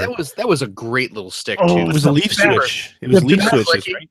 Yeah, it's Clicky. the best stick Yeah. ever But yeah, on so- a console. It was Click, in click, set. click, click. It was in set when you bought Pac-Man, or was it Miss Pac-Man? It was Pac-Man. Pac-Man. It was Pac-Man. It came with this little collar that would just sit right in the ring around the stick, so that you could only move in the 4 cardinal directions. Yep. Yeah. Oh, Fantastic. also Brilliant. there's one more Just game brilliant. that came with it too. Yeah, there had to be another one. Was there another one? Yeah, it was a sequel to an arcade game. Never mind. Huh. Was it like I'll find out. in 2 Crush seconds. Roller or something like that? Was it that? Yeah, it was absolutely Crush Roller. Crush Roller. Was it 100%. really? Great call. Yes, sir. Look Good at work. that. That was a Look hell at of a that. callback. What do I win today? What do I win? You win a clear blue Neo Geo Pocket Color. I already have a Neo Geo Pocket. I have Color. one of those. Okay, then you also I get a have link Clear cable. blue ones. I have Mine my has the worm checker light pattern for on it. You can still buy brand new Neo Geo Pocket Colors on Amazon for about $120. Ooh, Damn. I think I great paid little about systems. 50 for mine. Just wish they were backlit. Yeah. That's why I said I have my worm light. Yeah. Oh no, you guys! All right. That was the Afterburner kit. You need to get the Afterburner kit so you can put a backlight inside your Neo Geo Pocket Color. Did they make afterburners for It did back. They did back then. That was like something I was Oh, trying to man. save up money for, but then I didn't have the guts to open up my Neo Geo Pocket Color Yeah. because Mm. I needed to play such great hits as Metal Slug Second Mission. Yep. Yeah, there were two Metal Slugs for that thing, right? First mission. Yeah, first mission and then second mission. And Card Fighters Clash. Oh, Mhm. that's a great one. I love Card Fighters Clash. All right, but what else have you been playing, Phil? Who cares? We've You know what? gone Who on a cares? long digression. No, let's talk more about the Neo, because you know what? The Neo Geo Pocket Color is more interesting than what else I've been playing. What? Oh, no. So okay, and I know CJ is going to kill Here me we for this go. because Here we go. Greg, I have no idea your opinion on this. I am having the same trouble getting into Last Guardian, and what's amusing is I saw CJ make a post on Twitter saying that he loves Last Guardian in the same way he loves Eco. That's true. Whereas I am having as much trouble getting into Last Guardian as I did getting into Eco. Well, that stands to reason then. If you didn't like Eco, then you're clearly not going to like Last Guardian. It's basically the same game. I mean, come on. And it seems like they've learned just as much about control and camera issues. I don't think they care. Correct. Since Eco. Yes. I don't think they care. You're right. That's because okay, and I haven't played a ton of it yet. I've only played a wee little bit so far. Mm-hmm. I really dig the aesthetic of it. I dig the Yes. look of it. I dig the environment. I dig the mouthfeel. I dig the weird interaction with this giant pet. I think it's a fantastic virtual pet game. Sure. But just all the kind of technical issues I'm having with it are just kind of making me go every time I'm about to, should I play Last Guardian? And I just think about fighting the camera or fighting the controls, and I just kind of go, do I want to do that right now? Yeah. So it's that's a good point. I'm loving everything but the kind of technical aspects of it. So help me because I want to. No, enjoy this more. Honestly, if you can't see past them, and I'm not saying that you should see past them, right? But if they're impossible for you to see past, then there's no changing your mind on it. Yeah. No, I mean, because I want to like the game. I love. Correct. It's got all these problems. It's got control issues. It has camera problems. It has many problems, but it's still. It's basically, what is your ability to look past all these items? If you can't at all, then you're not going to like it. If you can look past everything, like I think I've proven I can do on this podcast, then you will really enjoy it. Last Guardian requires you to be online constantly. Yes. So is it Trico? Trico, yeah. Trico, I think, it's the same as that Pokemon, right? No. Isn't Trico the name of a Pokemon? Right, but they're spelled differently. I know, but they're both Trico. Right. As someone had to have photoshopped Last Guardian screenshots, but with a big green Pokemon instead of the weird dog bird. Hilariously, my daughter calls Trico Fennekin, which is also the name of which is also a Pokemon. That's an awesome Pokemon. Yeah. That's because she watched some Pokemon X and Y. Okay. Fennekin is the character there. Anyway. Yes. Finn calls him Froakie, which is weird. Huh. Nah, he doesn't really. But, can I ask you guys, I've had problems with like the Pokemon games and like any kind of games where I don't like hunting animals. I don't like, causing harm to animals. And when I was like hearing people talk about this game, like Trico will have permanent damage. Like, the animal will get hit and that blood will stay there for the rest of the game. And like, I know it sounds like irrational, but as someone that like donates money to like the animal rights and like things like that, I was kind of initially turned off, thinking I just wouldn't like this game because of the uncomfortable feelings I would have from this animal like screaming out in pain, and like, why am I using this animal? Does that make sense? Well, I mean, I think that you need to. You should check it a little more because you're not using. I'm buying it tomorrow. Like everyone said, it's I mean, it's definitely more companionship than anything else. Sure. And I will say that control issues aside, and the game has control issues. It plays exactly like Eco. Right. And if again, like CJ said, if you're not willing to sort of deal with that, there's nothing that's going to make the game feel any better. Yeah. Right. But I have to say, I'm super impressed with Trico and the way he acts, the way he moves. Oh yeah.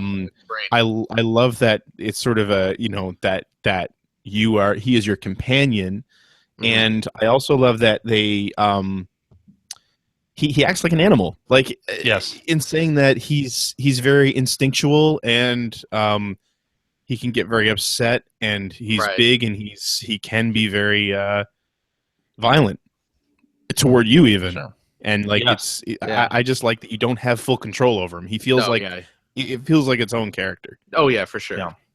And kind of going back to what Kevin was saying, what do you think Trico tastes like? Like, would you eat him? Molasses. And let me, I'll reiterate, Tastes like chicken. It's rather irrational, but that's why I don't even play the Pokemon games, because it feels like it's like dogfighting, but with It is. Pokemon's just cockfighting. right. No, Everyone thinks it's cute, but it's not. You're literally hunting these creatures down so that you can battle them. No, it's the Pokemon That's what NFL quarterbacks go to jail for. They befriend you and they like the competition. It's all like mutual. Right. It's And all, they just faint from the pain. yes. They don't die. yeah. They don't Just really so- feel so pain. They're like painful, fish. they cannot stay conscious anymore. You just Yeah. battle them until they pass out. Again, I know it's irrational. Hopefully, there is at least one person No, listening I who's like, honestly yeah, feel that's like kinda you've got a me too. point. But it's But like the Trico same thing. does make a lot of pained noises Yeah. too. I really which, I'm gonna keep playing it because, like I said, I do like the atmosphere, and Trico is a fantastic companion and really well realized. yes. And it's just this a really neat balance of cute and charming, but also slightly unnerving, because it's this Massive. weird sort of animal hybrid that shouldn't really work. This kind of dog bird thing that doesn't really work, but kind of does. And yeah, it's just creepy and huge, but also cute at the same time. And yeah, I really like everything about the game. I'm just having a little trouble getting over the technical stuff, and I want to kind of force myself to get over it because I want to finish the game. It's just because it's a cool world and everything. And it took this long for them to make it. You can at least spend a few hours. I know, finish right? it. I think that's a really good point, though, Phil, and something that this team's always been really good at is the worlds they create are fascinating. Yeah. Yes. For sure. Yeah. Very good. I'm really enjoying it so far. I think it's great. I'm having a lot of fun with it. It's so reminiscent of Eco. Like a lot of the environments look like they're the same or could be the same. Makes you wonder why it took so long. That's right. They're just reusing assets. Should be easy. Yeah. But I think also what I like about it is the mystery of almost everything in the game except for some of the controls. I mean, they tell you the controls and whatnot, and then you start seeing these blue doors, and you're like, what are these blue doors? I want to go in this blue door. And then I had a situation today where I found out what the blue doors were for. I didn't, of course, go in the blue door, but interesting stuff. You're really left to your own devices to find out what's going on. Like, right. Yeah, and I liked that about Eco, and I'm really liking that about Last Guardian as well. And I think the early previews, the early hands-on that started coming out around E3 time, and then there were some more in the fall where it's like, oh, the control is terrible. Those things are totally right. They're right on. The control is terrible. The camera is terrible. Oftentimes, especially in close quarters, when you're trying to climb or get around Trico, it's impossible. Like the camera will reset itself and you won't know where you are. Like, it's kind of ridiculous, but the game, I think, is strong enough narratively and experientially to overcome that. Wow. Yeah. Someone got his word a day calendar going. Sure did. But yeah. Very nice. We'll talk about it more next week, I'm sure. Yeah, I'll be playing some more, and this is we should point out this was a Patreon supported game purchase for all of us. That is correct. Yeah, we all picked up The Last Guardian because of Patreon backers. So thank you guys for doing that. Exactly. Yeah. So yeah, I like I said, I really want to kind of overcome the sort of technical problems that I have with the game, just because it's good luck with that. Kevin, hey, I'm trying, man. I'm trying. Yeah. I'm trying. I want to All right. Well, I'll go through some of my what you've been playing quickly. Yeah, what have you been playing? Doesn't Greg get to talk? But that's cool. Well, yeah. Yeah, you get to talk in a second here. Damn. Gosh. Wow. Okay. So yeah, I've been playing The Last Guardian. Dead Uh-huh. Rising 4 came out on the Xbox One. I gotta get that. It's pretty fantastic, and I say this as somebody who really enjoyed the first Dead Rising, didn't so much like the second one, didn't really play a whole lot of the third one. They have removed the timer system. So when the first game came out, a lot of people were upset about the time-based system in the game.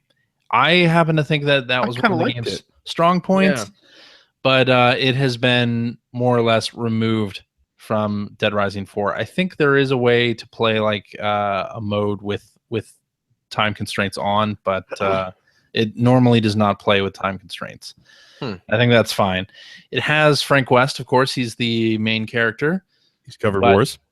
He's covered wars, It's a completely different Frank West. Looks different, sounds different than the one from the first game.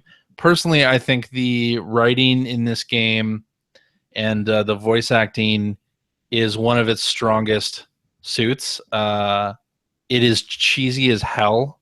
I don't know, that robot suit they showed in the trailer looked like its strongest suit. Well, okay.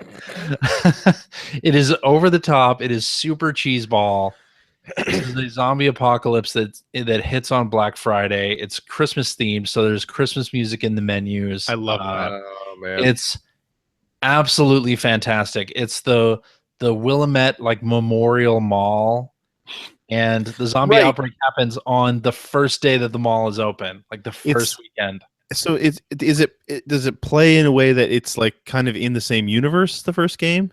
Yes, it's in the same universe. So that's cool. Yeah. Huh. That's And it's nice. supposed to happen like 10 years or something, maybe more than that later. And Frank West is a teacher, a photography teacher now. And there's a prologue to the game where he gets in some trouble and then changes his name to Hank East. I was gonna make a joke about that. Oh, like almost that exact same joke.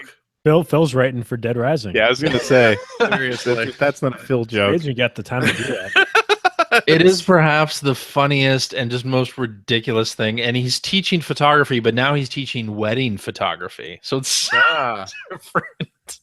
Makes sense. And of course, this all happens in the first half hour of the game, so it's not really a spoiler, but it's fantastic. And it's just such a weird game. Like, it uses video game logic like you wouldn't believe. Like, these things are happening in the game that would not logically happen. Like, you are using your camera's night vision filter, but you can bring it up when the camera is not like in your face. Like, it sounds like the Dead Rising game that I've been waiting for years, because I was anti the deadline and the timer and all that stuff. But if I can just kill a bunch of zombies and explore some cool environments with some really dumb writing, like, that sounds great. That is exactly what this game is. All right, sign me up. And it is absolutely fantastic. I think before the game came out, I know a lot of people, especially on the internet, were sort of negative about that change.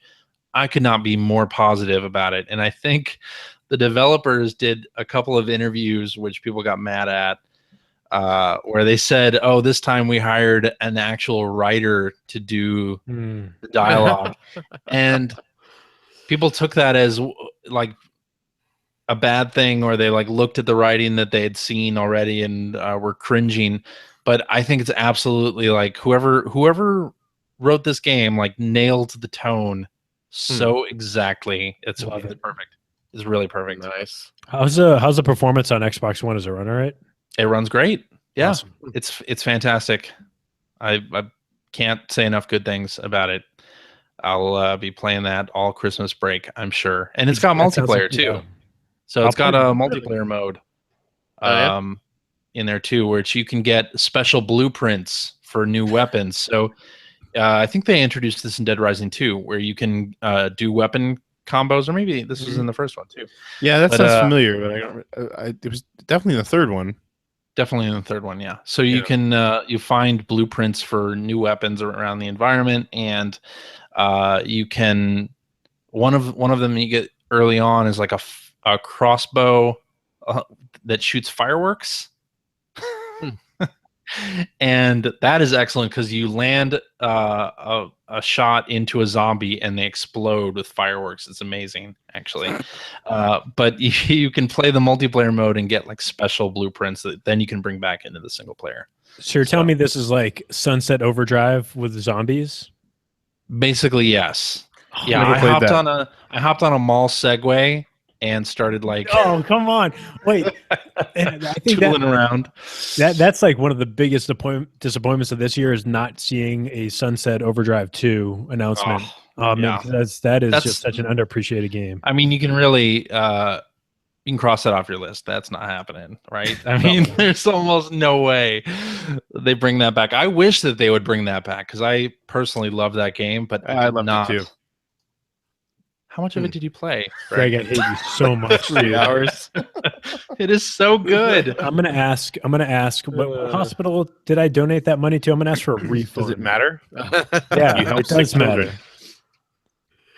Anyway, staying on the Xbox One tip for just a second, Westerado Double Barreled came out from Adult Swim Games.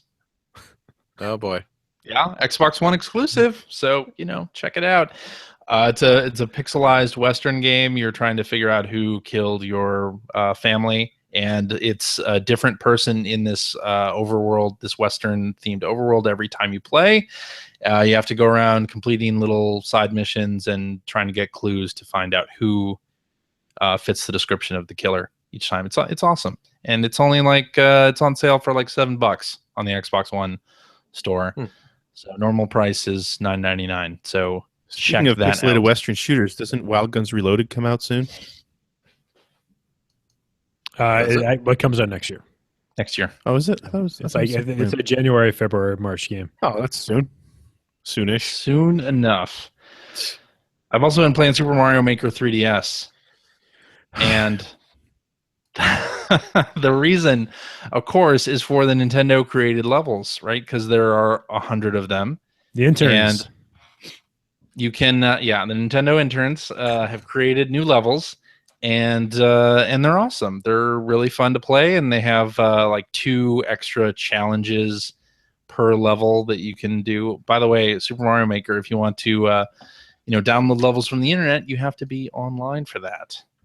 So, but if you want to download something from the internet, you have to be online. Yeah, that was so sad, CJ. That's too bad. That's ridiculous. That's crazy. You're supposed to be online to download stuff? I wish I could upload levels too. That'd be awesome. Well, that would be good too. So PlayStation Experience, I had created a level on the plane in order to street pass with others that might be playing it that had created levels. And I street passed with a bunch of people who had played Mario Maker 3DS because it comes up in the Mi Plaza, and nobody had levels to street pass me. Sad. Of course, it was like a day or two after the game came out, so I guess it's not that surprising, but it was a disappointment. Oh, so I guess Nintendo swung and missed on that idea of people just sharing levels that way, especially in a spread out country like the United States of America. Yeah, Merca. All right, some Merca for you. Anyway, Greg, you want to tell us about what else you've been playing? I'll tell you something I played a long time ago. I haven't played this version yet, but got the Broken Age box. Oh, real pretty. Looks very much like a LucasArts box. That's pretty cool. Did you get one, Phil? I did not. I did not throw in that much money. Yeah. For a Broken Age. But it's very, very LucasArts. Even like even sort of the color selection, if you can see on the back of the box, Yeah. it just looks like something you would see in an old LucasArts game. And it's shrink wrapped? Yep. Is there anything inside it? Yep, it's got the game, and I think it's got the Blu-ray of the. Oh, I really? can open it right now, actually. Oh my gosh! Well, unboxing. Unboxing. Ratings are going to go through the roof for this one. Hold on, let me do a reaction video. Whoa! Fire up your Twitters. What? Can we get a child? Fire up your child. Facebooks and your tweeters. Oh, no way! Oh God, the value just went down by half. Oh, Well, Are of those course. 3.5-inch floppies? Oh man, that would get be out great. of here! That would be cool. That would be so great. Does it have copy protection you need the little red Yeah. filter for? You got a code wheel? Got Oh, the man, that would code be wheel. great too. It's got the Monkey Island make a pirate wheel. So we've got some prints. Some of his lost tracks. No, just kidding. We miss him. It's some, Oh, there it is. Look at that. Some art here. Some art. Yeah. Gotta Yep. love the art. Okay. And yeah, then it's just the game.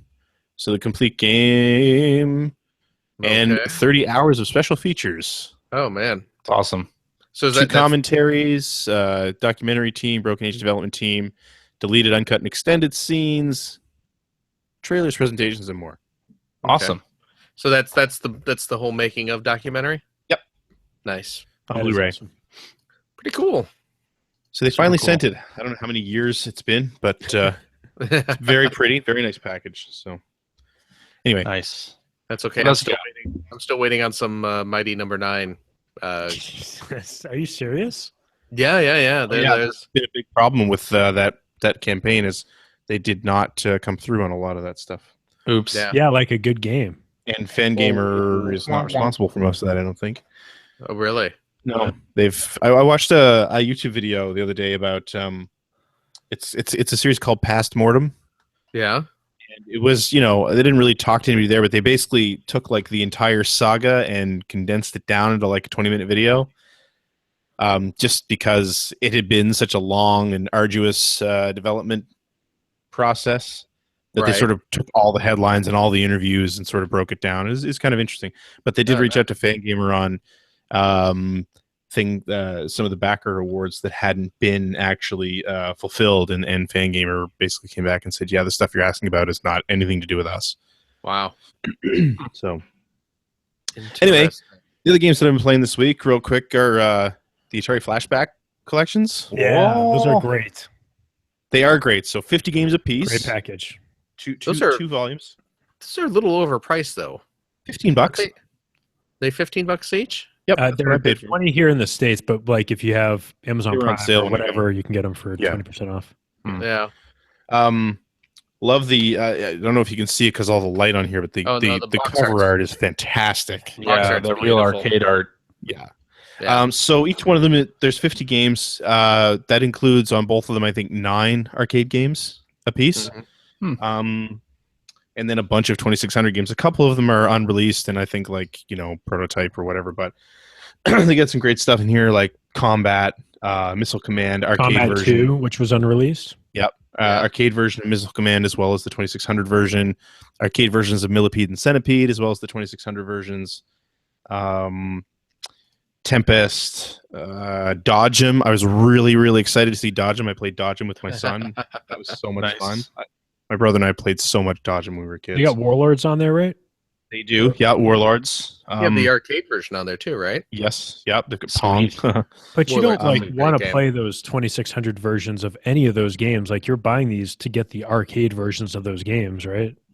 Well, no, for the most part, yes. But for me, the 2600 versions hold a lot of nostalgia. I played the 2600 version of these games way more than I played the arcade versions of most of these games. Nice to have them.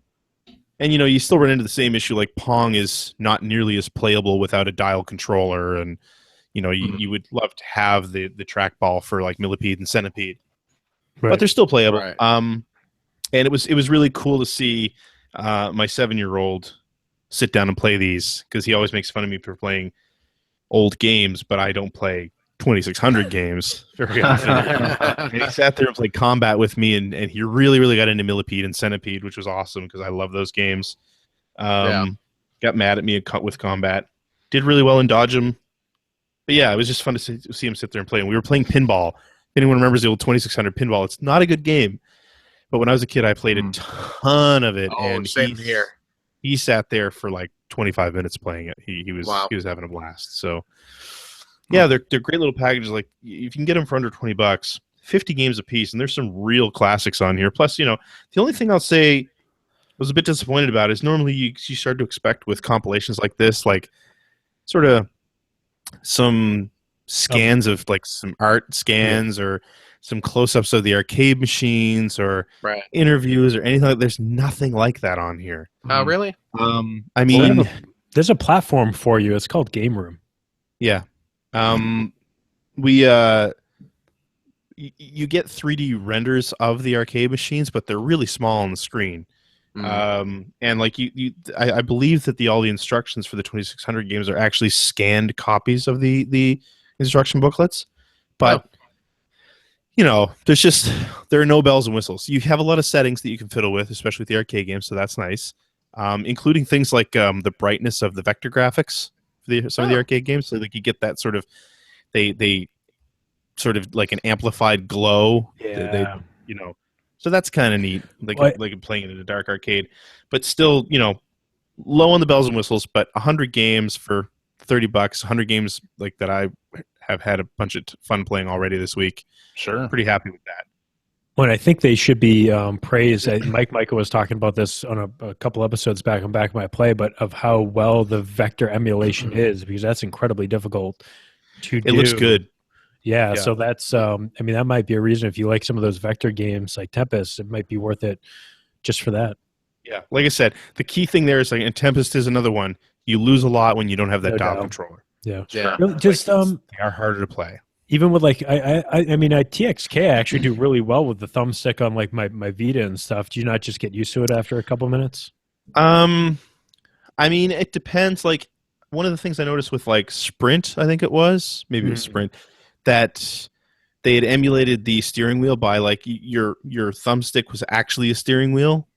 You weren't pushing left to turn left. You're actually rotating left to turn left. So it's a little bit jarring.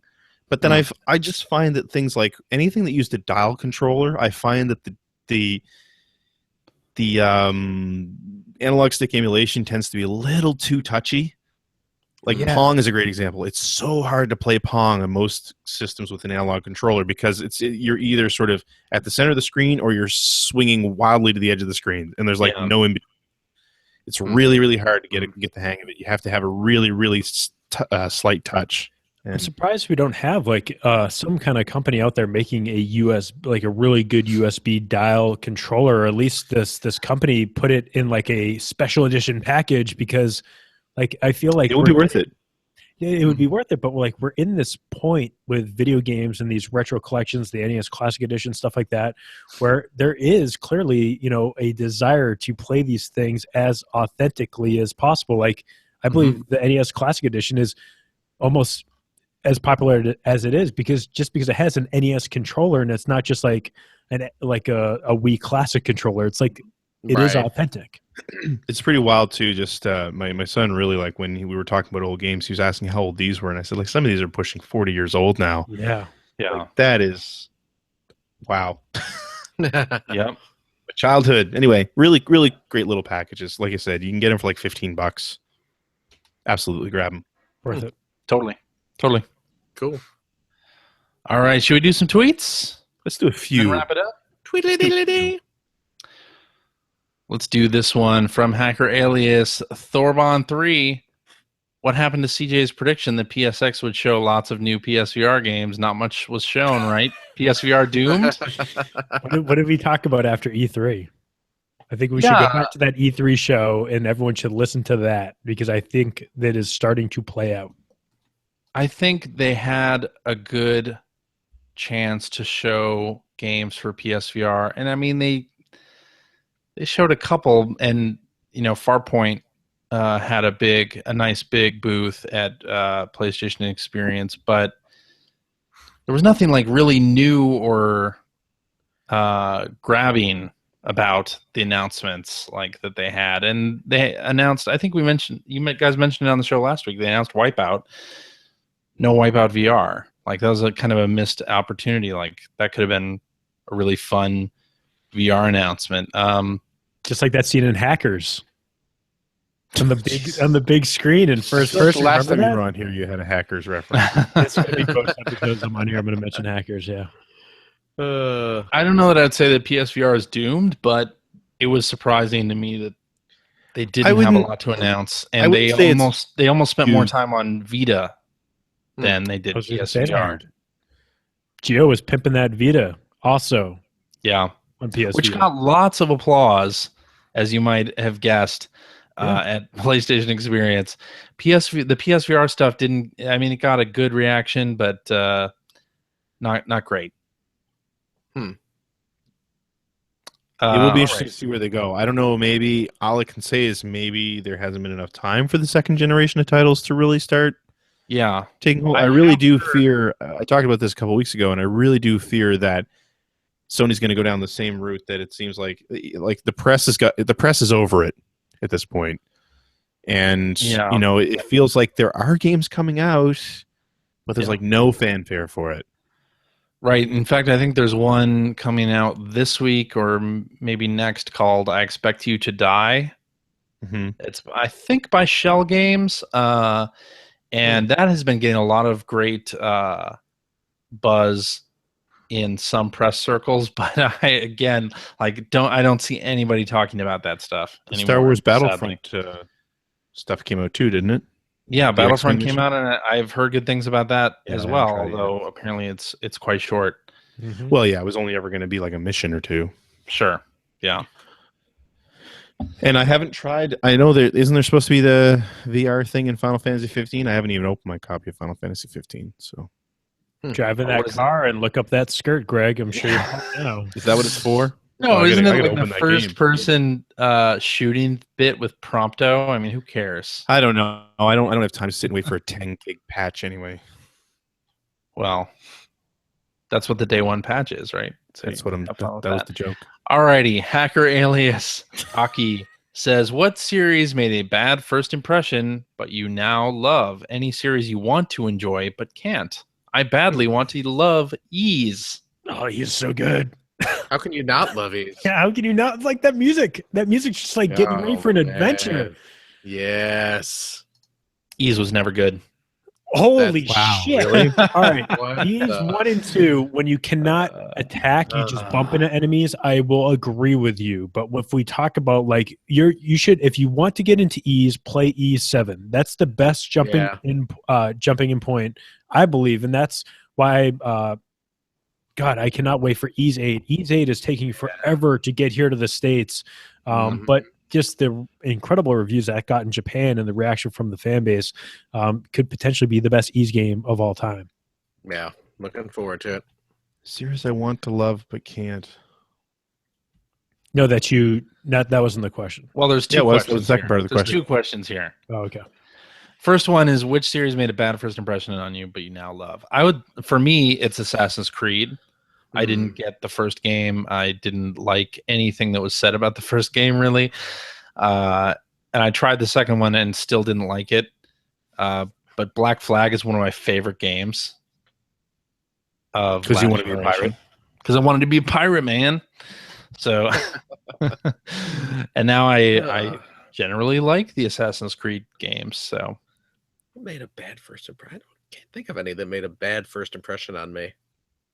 I think like any kind of like really like a game that's really difficult right from the start. I mean, for me back in the day, it was, the Castlevania games, it was the Mega Man games, but now those are some of my favorite games of all time, and I've completed them all.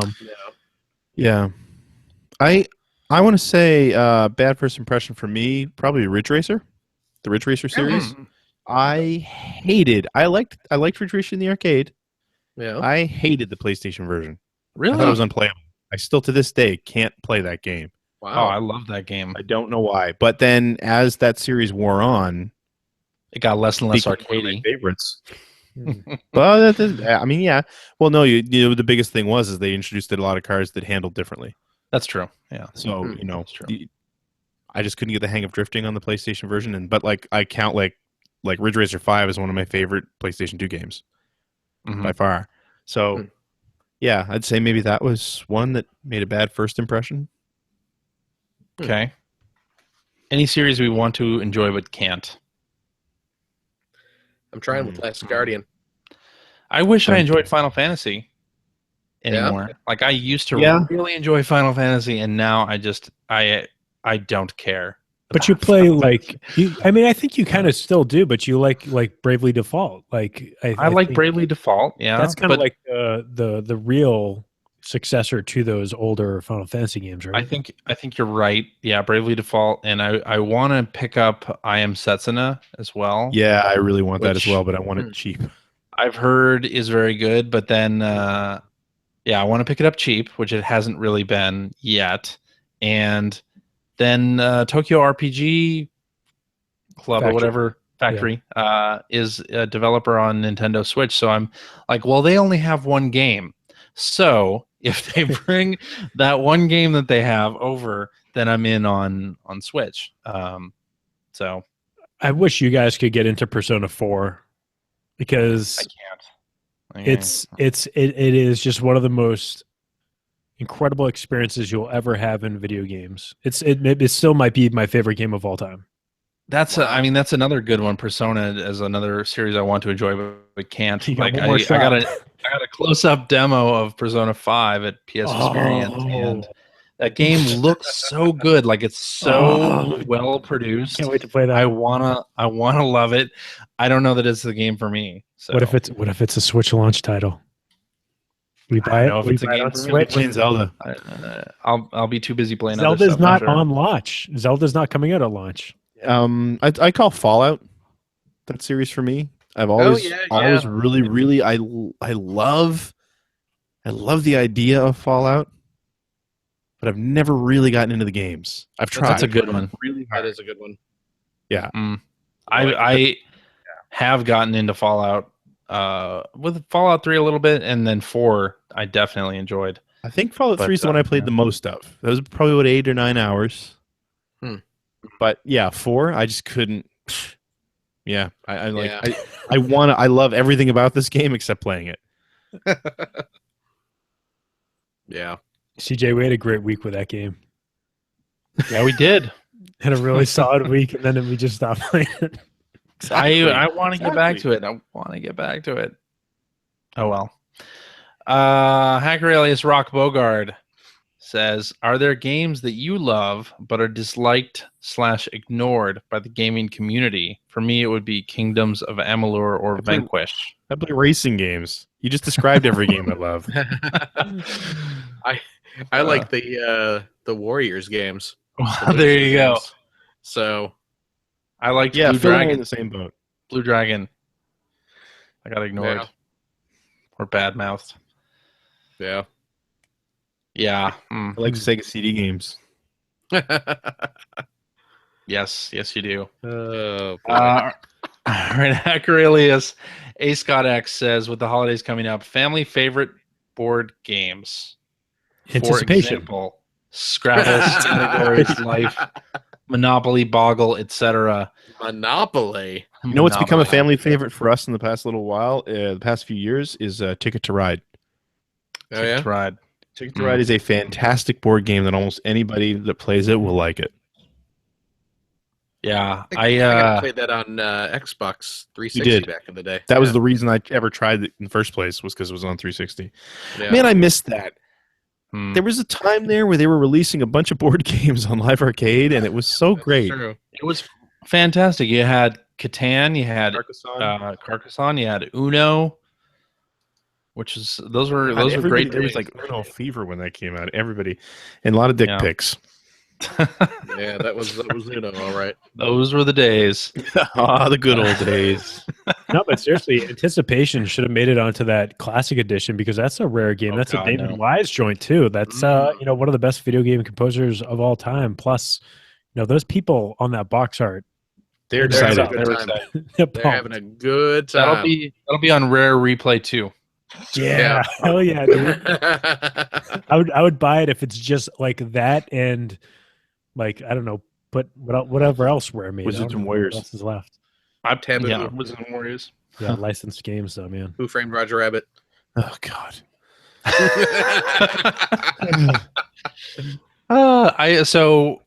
Since Charlotte is 5 years old now, we do play some board games. We've played Monopoly Junior. I don't know if you've tried Hell that. yeah, Any of dude! you I played that when I was a kid. Monopoly Junior is absolutely fantastic because it's very quick play. Like it's easy to like sit down and spend 20 minutes playing it. It's not like a full on Monopoly experience. But that one's really good. We got another one that's like Save the or it's like Hunt for the Treasure is what it's called, I believe. And it's like it's a cooperative game, so you can have from 2 to 4 players playing against basically the luck of the draw. That's a good type of game to play with little kids. Huh. Yeah. Yeah. So everybody's sort of playing together to place these tiles in a path to the treasure chest that you basically like roll some dice to figure out where they are in each round. And then if anyone picks the ogre card, the ogre gets one step closer to the treasure. And you have to get all 3 keys and then get to the treasure to stop him from getting the treasure. It's really fun. It's another one of those games that takes like 20 minutes to play. It's very quick and fun stuff. So I've mainly been playing kids board games because when you have a 5-year-old, you have a kid. You do that sort of thing. Cards Against Humanity, the kids. I would say like that cannot get enough. Like if you want to have fun, like with your cousins or like with the cool aunt and uncles, you bring Cards Against Humanity over to the Christmas party this year and have a blast. That is. I have a confession to make. I really don't like Cards Against Humanity. It is so much fun. Oh my God. I just can't stand that game. I'm the guy. It's like if it gets offered, I'm like, no, I gotta go. But even like, also along with that, like Max Temkin and that company is just like they're the company's really awesome. Cool company, yeah. Yeah, absolutely. Yeah. King of Tokyo is another one that I play with my kids a lot. They really enjoy that. I don't know if you've ever tried it or not. It's a pretty simple game. I gotta put that one on my list. Mm-hmm. All right, let's wrap with this one from Hacker alias D-Rock Box 1, who says, do you think you'll be playing video games in your 50s and 60s if you make it that long? It's not that far away. It's not that far away. That's a big I'll still be going through my PlayStation 4 backlog in my 50s and 60s. Yeah, really. Play Sunset Overdrive. Yeah. I think yes. Yeah.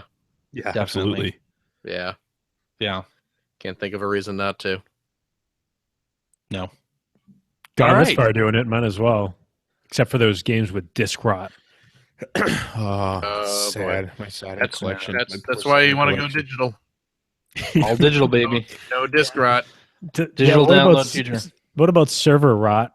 Yeah, that's what I'm worried about. Yeah, really. Yeah. It takes me so long to get to some games. By the time I get there, those day one patches won't exist. Right. True. Alrighty, and that is our show for this week. Thank you very much for listening. If you have a question for us and would like to comment maybe on something that you heard, you can direct that to @P1 Podcast on the Twitter, or you can go to our internet website at player1podcast.com. There you'll find our email addresses, our blog entries about Sega CD stuff from Mr. Greg Seward. I should really start a new one of those sometime soon. You should. Yeah. Generation 16 episodes will be linked there. Yes, I am. I almost have the 3rd game wrapped up in the current episode. Nice. Very nice. And you'll find a message board where you can discuss this episode with us and our other listeners. If you'd like to subscribe to the Player One Podcast, you can do so by visiting player1podcast.com or by going to the iTunes Music Store. While you're at the iTunes Music Store, you can also invest $1.99. Cheap. To pick up the Player One Podcast iPhone application. Gives you one-touch communication with us via the emails, the Twitters, the what have you. You also have all of our episodes ready to stream right to your listening device. And hey, Android cell phone, telephone users, the Player One Podcast iPhone application is available for your listening device as well for that same $1.99. Also cheap. You can find that right over there at the Amazon Android Marketplace. You can also find us on Stitcher Radio. You can like us on Facebook. You can watch archives of our show or check us out live most weeks at the youtubes.com/P1podcast. And if you've liked what you've heard, and how could you can head over to patreon.com/P1podcast throw a few shekels our way. It keeps us swimming in games that CJ loves and I am slightly indifferent to, even if I really want to like them. Yeah, it was Bloodborne before this, and Yeah. Guardian. Yeah, exactly. Oh my god, I'm trying. Yep. I'm trying with Last Guardian though, because that Trico, he's adorable and probably Totes delicious. adorbs. Lovable scamp. Yeah.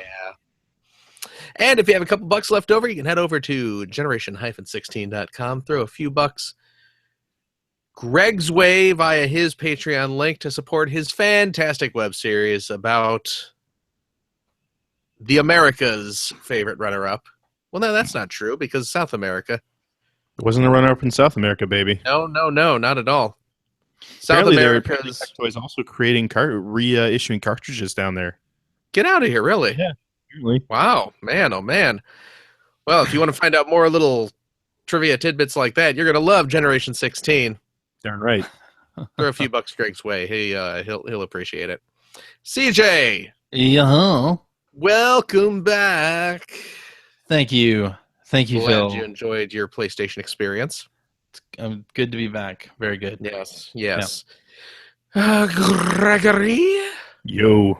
thank you very much for joining us. Thank you, Phil. For bringing such a festive mood to our show. There, ooh, look at that. Look at that depth of field.